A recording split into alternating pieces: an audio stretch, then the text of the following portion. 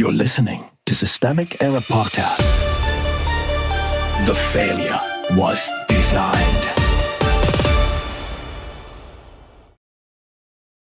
Peter Navarro just lost appeal because Trump forgot to do one crucial thing, based on an article by Sarah K. Burrs. Navarro's privilege fantasy collapses under the weight of its own power grab. The real story. Peter Navarro did not get punished for misunderstanding the law in some innocent, bureaucratic haze. He got convicted for refusing to answer a congressional subpoena after helping normalize the effort to delay certification of the 2020 election.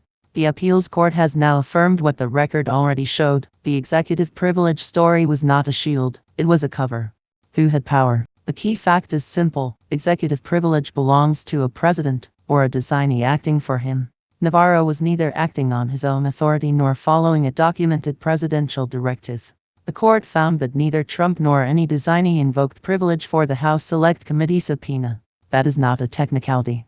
That is the difference between lawful executive action and an aide freelancing a loyalty defense after the fact.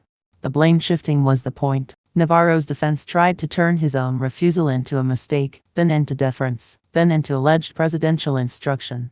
But the panel noted that he asserted privilege unilaterally, before even seeing the subpoena, and before any legitimate process could exist. That sequence matters. It shows a familiar Trump world tactic: invent a justification first, then hunt for a basis later. When the evidence does not support the story becomes the evidence in loyalist media. This was not confusion. The most revealing detail is that Navarro later wrote a book taking credit for a plan to leverage the vice president's authority under the Electoral Count Act to delay certification. That is not the language of a man stumbling through a misunderstanding. It is the language of premeditated sabotage dressed up as constitutional cleverness. The court also noted that he had publicly discussed some of the information he later claimed was privileged. So even the secrecy claim was opportunistic, built to protect a political maneuver, not a legitimate state interest. The court saw through the theater. Judge Patricia Millett's opinion cuts directly to the fraud of the defense. Navarro asserted privilege before consulting anyone and before learning what the subpoena sought.